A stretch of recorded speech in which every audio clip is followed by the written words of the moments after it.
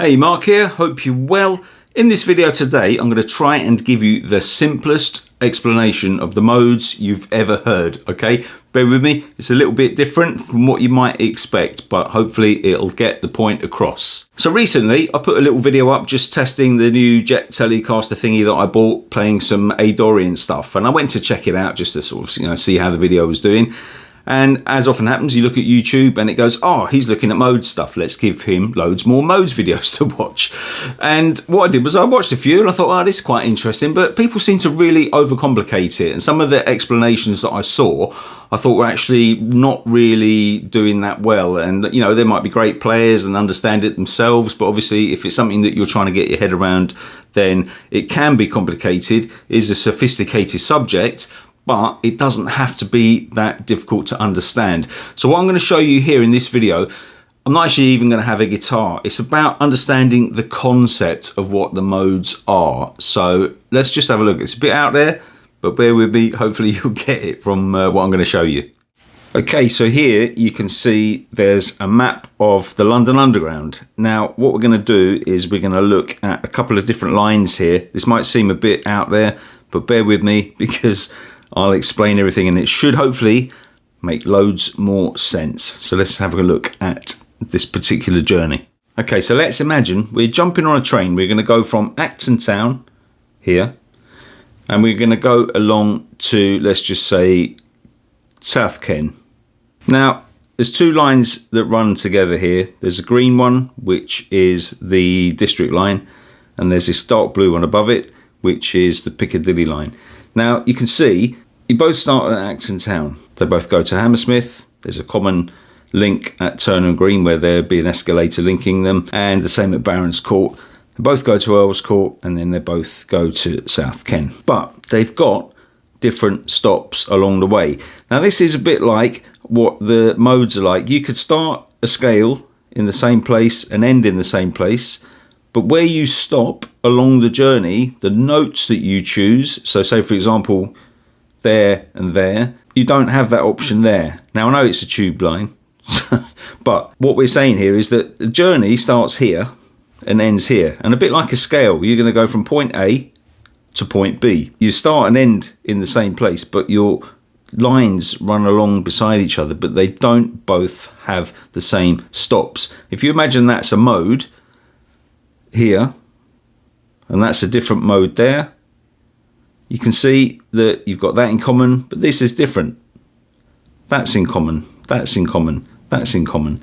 But these differences here are the things that would make it sound different. If that was the notes of a scale, it would sound different. Radical, huh? Let's have a look at something else to sort of hopefully drill that home a bit more. Okay, so the journey that we just did, we could say that there was a, let's just say it was a G major and a G Dorian scale. So they both started and ended at the same place, but there were differences along the way, and those were the differences that would have made the tonality different.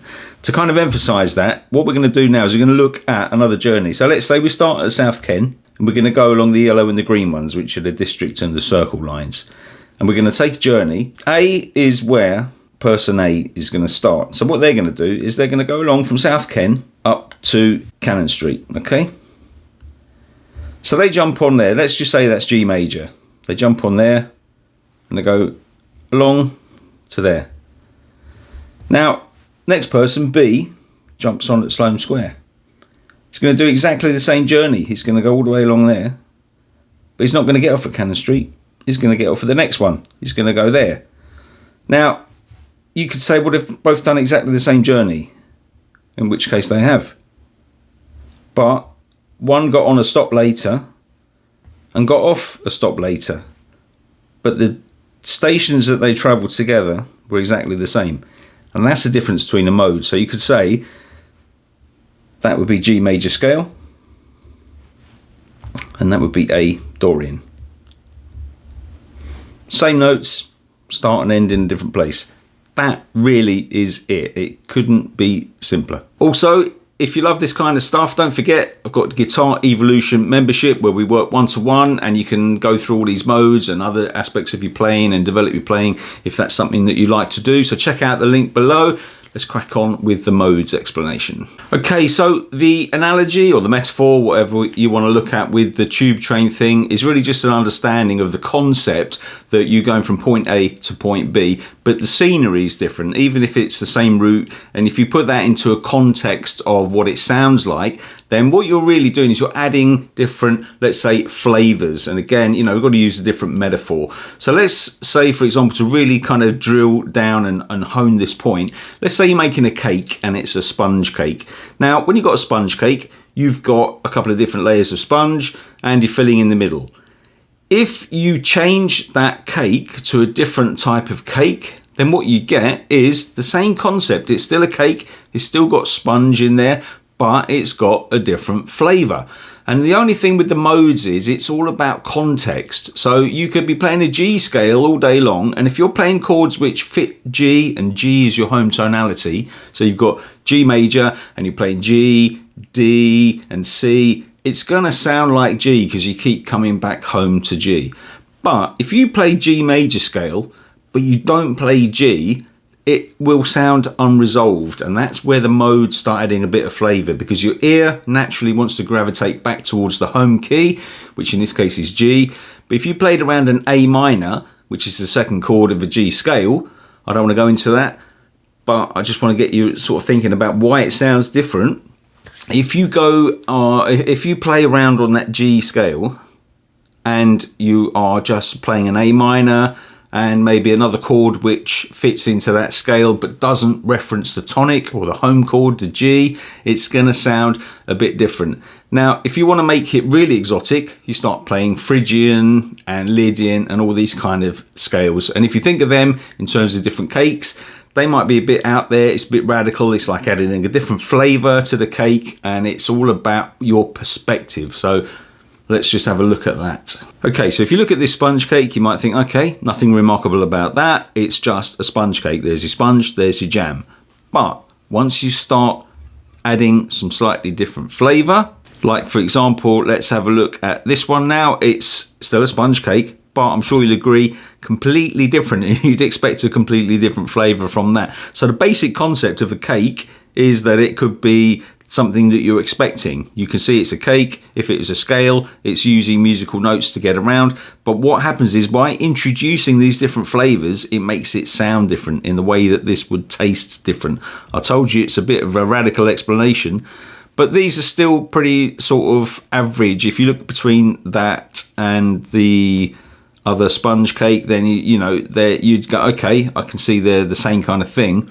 But have a look at this one. If you saw that, I'm sure you'd expect to taste something radically different. Now that might be the equivalent of something like a Phrygian or a Lydian scale. And again, it's the same concept. It's still a sponge, it's got flavours, it's got the layers and stuff like that. But you would expect, if you saw that, to taste something completely different. And it's the same with the modes. Once you start getting into the more exotic stuff, your point of reference changes, and that's why they sound different. It's all about the tonality and what chords you're using behind the scale, which balances them out and creates the context. One more for luck, in case you're getting really peckish now, I think I might have to go and have a cup of tea and a slice of cake myself.